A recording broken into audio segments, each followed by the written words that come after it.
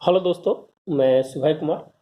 दोस्तों, आज हम बात करेंगे 67 बीपीएससी मेंस और या सीडीपीओ का जो मेंस दे रहे हैं उनके लेकर जो करंट अफेयर्स एंड जीएस 2 से रिलेटेड जो है वो बहुत ही इम्पोर्टेंट है। और इस बार जो 15 अगस्त को प्रधानमंत्री जी के द्वारा भारत के मास्टर प्लान गति शक्ति मिशन योजना की जो शुरुआत की गई थी, जो उनके द्वारा उद्घोषणा की गई थी, उसमें एक बहुत बड़े स्तर पर चेंजिंग करने की बात की जा रही है कि भारत की अर्थव्यवस्था को कैसे पुश किया जाए।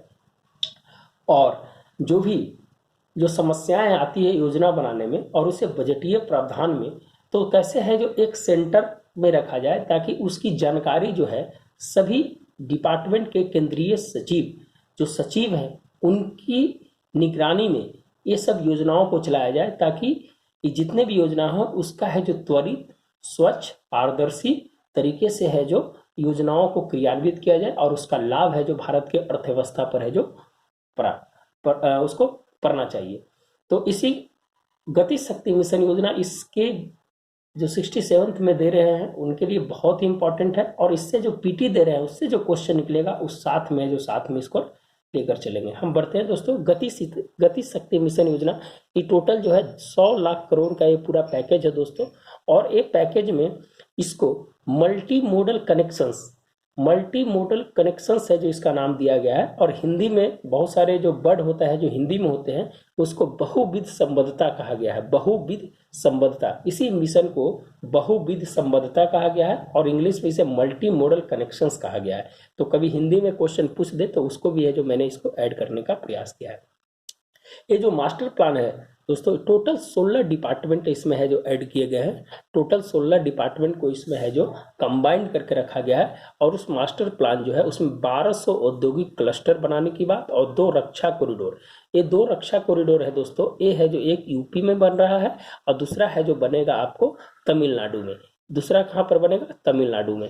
ये है 2 रक्षा कॉरिडोर। आप एक रक्षा कॉरिडोर है जो यूपी में बन रहा है, आप उसकी चर्चा जानते हैं, उसी को है जो विस्तृत किया जाएगा और दूसरा है जो तमिलनाडु में बनाया जाएगा। तो बहुत ही इंपॉर्टेंस है भारत के सामरिक नीति से भी और भारत के अर्थव्यवस्था के और भारत की रक्षा व्यवस्था के लिए भी है जो डिफेंस कॉरिडोर है जो बहुत ही महत्वपूर्ण है। 2024-25 तक है जो इसको पूरा करने का है जो लक्ष्य रखा गया है। और इसको पूरी निगरानी जो है डिजिटल प्लेटफॉर्म के आधार पर किया जाएगा और इसमें इसरो की भी मदद ली जाएगी कि जो भी परियोजनाएं चल रही है, मान लीजिए कि कोई परियोजना नॉर्थ ईस्ट में चल रही है तो नॉर्थ ईस्ट में परियोजनाओं को रियल टाइम एक्सेस कैसे मिलेगा, तो इसके लिए है जो इसरो की भी है जो इसमें मदद ली जाएगी। और इसको है जो डिजिटल प्लेटफॉर्म के आधार पर है जो इस पूरे मिशन को है जो रखा गया है। 16 मंत्रालय और ये है जो कैबिनेट सचिव की निगरानी में ये परियोजना को है जो पूरा चलाया जा रहा है। और रियल टाइम स्थिति को पता करने के लिए जो उपग्रह की है जो भी इसमें व्यवस्था की गई जो मैंने है जो बताया था। तो ये कुछ इसके फैक्चुअल पार्ट भी हैं जो पूछ देगा कि कितने डिपार्टमेंट हैं, कितने लाख करोड़ का है, ये मल्टी मॉडल कनेक्शंस किसको कहा जाता है, कितने कॉरिडोर बन रहे हैं, कितने औद्योगिक क्लस्टर बन रहे हैं। तो ये सब है फैक्चुअल है और इसको मेंस में भी लिखने में कहीं ना कहीं है जो आपकी सहायता होगी। इसके केंद्र बिंदु में क्या है? तो केंद्र बिंदु में भारत के लोगों के लिए, लोगों को जब अर्थव्यवस्था मजबूत होगी तो लोगों को इसको है जो फायदा मिलेगा, लोगों को रोजगार मिलेगा, निर्यात बढ़ेगी तो है जो भारत की प्रति व्यक्ति आय है जो निश्चित रूप से बढ़ेगी।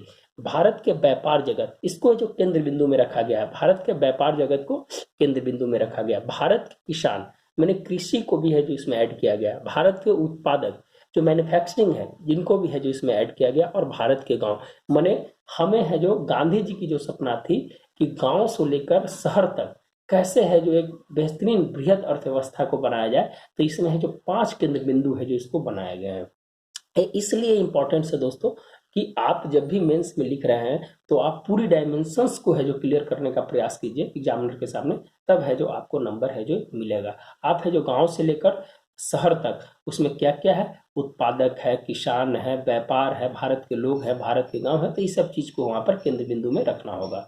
परियोजनाओं की जानकारी है जो राज्य के साथ है भी साझा की जाएगी, राज्यों को इस साथ है जो इसमें लिया जाएगा। तो राज्यों को इसलिए लिया जाएगा कि राज्य में ही है जो जो विकास होंगे उसकी भी जानकारी है जो राज्यों को, कि परियोजनाएं बहुत सारी ऐसी परियोजनाएं होती है जो राज्य सरकार अपने स्तर से चलाती है।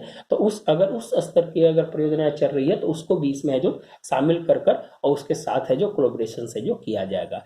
इसके फायदे क्या क्या होंगे? लॉजिस्टिक लागत कम होगा, तो निर्यात बढ़ेगा, निर्यात बढ़ेगा तो घरेलू स्तर पर है जो इसके निश्चित रूप से फायदे होंगे और इसके सस्ते सामान है जो मिलेंगे। है कि जानते हैं दोस्तों कि भारत में लॉजिस्टिक है जो सबसे ज़्यादा है जो महंगा होता है, है कि कनेक्टिविटी की कमी है, इसीलिए भारतमाला सागरमाला प्रोजेक्ट को है जो लाया गया था। तो लॉजिस्टिक लागत कम करेंगे तो निर्यात बढ़ेगा, घरेलू स्तर पर बढ़ेगा और सस्ते सामान मिलेंगे। किसानों के लागत में कमी होगी और इसके बाद जो दूसरी परियोजना है उसमें है जो मदद मिलेगी। आप जान रहे हैं कृषि कानून है जो 3 कृषि कानून आए हैं और इसी कृषि कानून को निर्यात में बढ़ावा देना और उत्पादन में बढ़ावा देना और किसानों की आय को बढ़ावा देने में है जो कहीं ना कहीं मदद मिलेगी। तो हम कहते हैं कि एक पूरी अर्थव्यवस्था के लिए मल्टी मॉडल जो मॉडल कनेक्शन है ये बहुत ही महत्वपूर्ण है और बहुत ही सराहनीय कदम है। सरकार के प्रभावी योजना को बनाने में मदद मिलेगी। जो भी योजना है उसका अगर एक सेंटर ऑफ अट्रैक्शन होगा, सेंटर ऑफ बिंदु होगा, तो निश्चित रूप से वहां पर है जो सरकार की योजनाओं को बनाने में है जो एक प्रभावी काम आएगा। आवश्यक खर्च में कमी आएगी और यदि उद्यमी को प्रोजेक्ट की जानकारी है जो मिलती रहेगी, जो कोई निवेश करना चाहता है तो उस निवेश को भी है जो पता चलेगा कि भारत में इस प्रोजेक्ट है और इस पर निवेश करना है।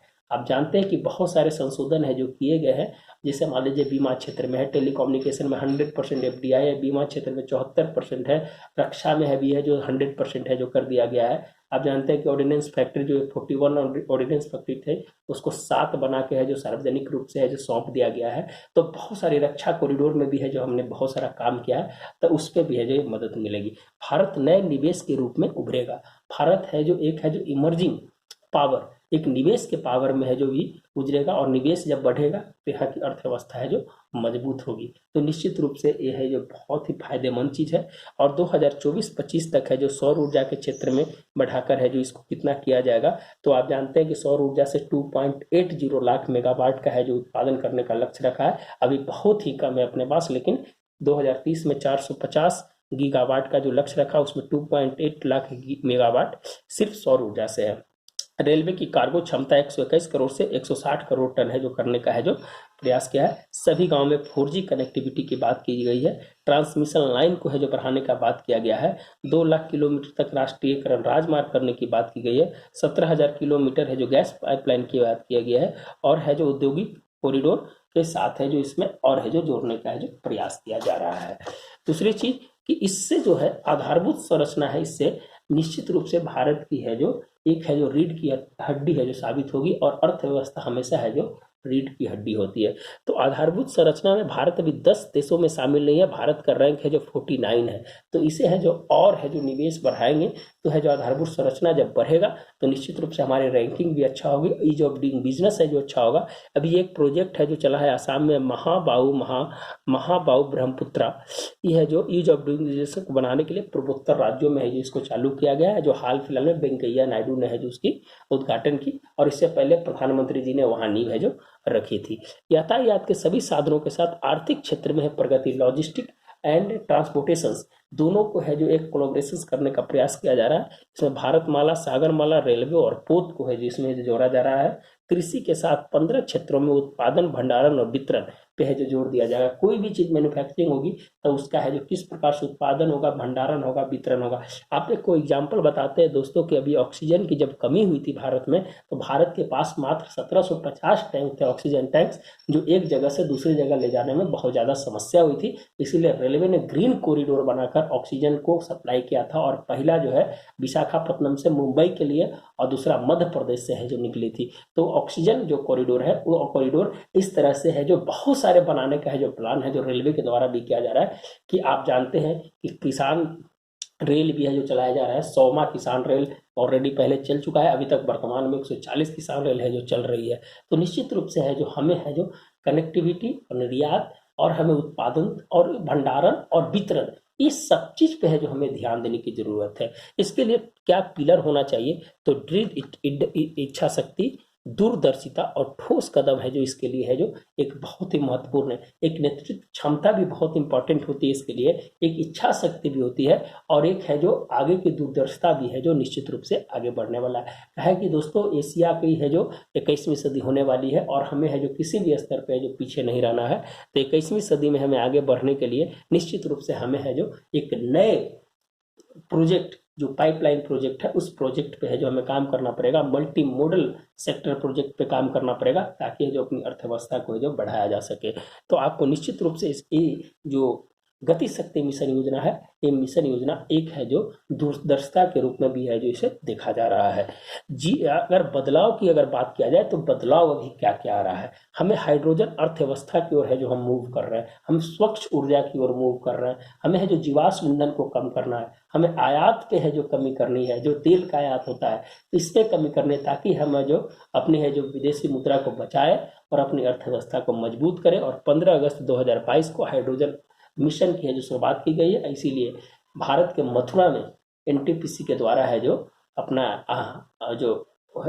एक नया पावर प्रोजेक्ट है जो वहाँ बना रहा है, वो है जो इंडियन ऑयल भी है जो इसमें है जो कोलैबोरेशन कर रहा है, और दूसरा है कि लेह लद्दाख में भी है जो इसको है जो स्टार्ट किया जा रहा है। गैस पाइपलाइन आप जानते हैं 1987 में स्टार्ट हुआ था दोस्तों, उस समय 15,000 किलोमीटर 2014 तक बना था, और उसके बाद 2021 में 16,000 किलोमीटर और गैस पाइपलाइन को है जो ऐड कर दिया गया।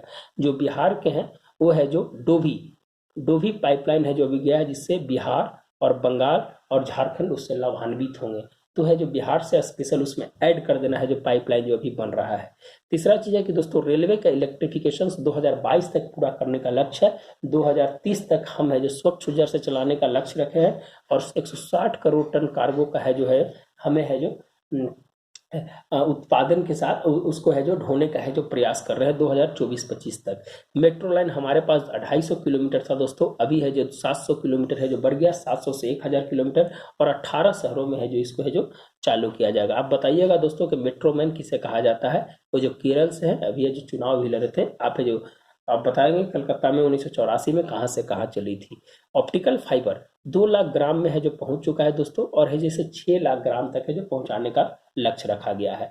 तो ऑप्टिकल फाइबर आप जानते हैं डिजिटल इंडिया जो मिशन है जो 2015 में चालू हुआ था, फिर है जो उसको बाद है जो बहुत सारी जो ऑप्टिकल फाइबर मिशन है जो 2018-19 में चालू किया गया।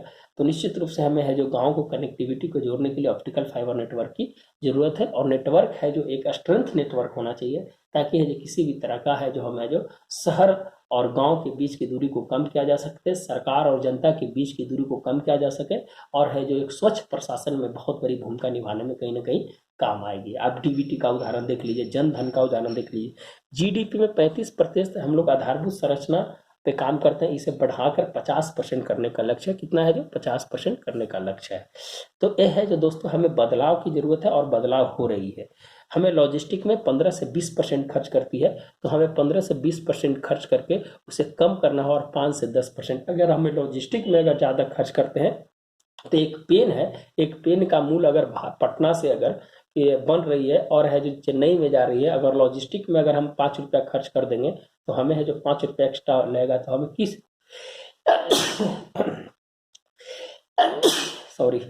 किस प्रकार है जो हमें इस लॉजिस्टिक को कम करना है और इसको कम दामों तक मार्केट में इसको ले जाना है, ताकि है जो इसको है जो बढ़ावा मिले, इसको बाजार मिले, और बाजार मिलेगा तो अर्थव्यवस्था को मजबूती मिलेगी। अच्छे ऊर्जा आधारित 450 गीगावाट 2030 तक का लक्ष्य है, और 175 गीगावाट 2022 तक था। पेरिस सम्मेलन यूएनएफसीसी क्या है आप बताइएगा, United nation framework convention of climate change 1994 का ये जो क्या नीति है, इस नीति के बारे में बताइएगा, और पेरिस एग्रीमेंट में क्या बोला गया उसके बारे में भी बताइएगा। तो 2.80 लाख मेगावाट है जो करने का है जो प्रयास है जो किया जा रहा है। अभी है जो कुछ हमें एक देश एक राशन कार्ड बहुत ही बढ़िया योजना है, ये है जो करीब करीब 32 जितने भी 28 राज्य प्लस 4 केंद्र शासित प्रदेश में इसको है जो लागू कर दिया गया है। पहले ही पायलट प्रोजेक्ट की तरह था, अब है जो सभी 1 जून 2021 तक इसको है जो लागू करने का लक्ष्य जो रखा गया था उसको है जो करीब करीब पूरा कर लिया गया है। जीएसटी एक टैक्स जानते हैं कि 2017 में है जो इसको है जो लागू किया गया था। एक टैक्सेशन प्रणाली है जो भारत में लाई गई थी। एक्चुअली भारत की टैक्सेशन प्रणाली अभी मांगी है, लेकिन कहा जाता है कि एक टैक्स आने से बहुत सारी समस्याओं का निराकरण हुआ है। आप बताइएगा कि जीएसटी है जो किस अनुच्छेद में संशोधन किया गया है। 11 संशोधन किए गए थे, 18 टैक्स को कंबाइंड किया गया था, तब एक टैक्स बनाया गया था इनडायरेक्ट टैक्सेस को। कब है जो कितना संशोधन हुआ है, कितने में चेंजिंग हुआ, आप है जो बताइएगा। एक अभी है जो बिहार के अपना जो वित्त मंत्री हैं, या आप उसको डिप्टी सीएम कह सकते हैं, वो है जो एक बैठक में भी भाग लिए थे लखनऊ में, तो किस चीज़ के वो चेयरमैन बनाए गए थे, आप है जो उसको भी बताइएगा। एक देश एक पावर ग्रिड की बात की गई है, जन धन योजना की बात है जो की गई है, और चल रहा है, बहुत ही बढ़िया है। जो 36 करोड़ है जो खाते हैं जो इससे खोले गए थे। डिजिटल सिक्योरिटी, आप है जो जानते हैं कि अभी मोबाइल का युग है, तकनीक का युग है, तो डिजिटल सिक्योरिटी एक बहुत बड़ा मुद्दा है। और उज्ज्वला योजना जो महोबा से स्टार्ट किया गया और पहला बार बलिया से स्टार्ट किया गया था। तो निश्चित रूप से ये है जो गति शक्ति मिशन का एक सार के रूप में है। आप इतना अगर डेटा अगर आपके पास है तो आप निश्चित रूप से है जो एग्जाम में है जो लिख सकते हैं। तो नेक्स्ट वीडियो भी इसी तरह से आएगा, ताकि जो क्वेश्चंस लग रहे हैं कि क्वेश्चंस पूछे जाएंगे आपको GS1 GS2 में, उस क्वेश्चंस को हम लाने का प्रयास करेंगे, ताकि जो आपकी तैयारी है जो पीटी के साथ मेंस का भी होते रहे। तो इसी के साथ है जो नेक्स्ट वीडियो के लिए आप है जो तैयार रहिए, फिर है जो इसी तरह का हम वीडियो लाते रहेंगे फैक्चुअल क्वेश्चन के साथ साथ, है जो इस तरह का मेंस का भी है जो तैयारी करते रहेंगे। अगर वीडियो अच्छा लगता है तो लोगों को भी जरूर शेयर करें, ताकि जो इससे मनोबल बढ़ता है। धन्यवाद, मिलते हैं नए वीडियो के साथ। Have a nice day.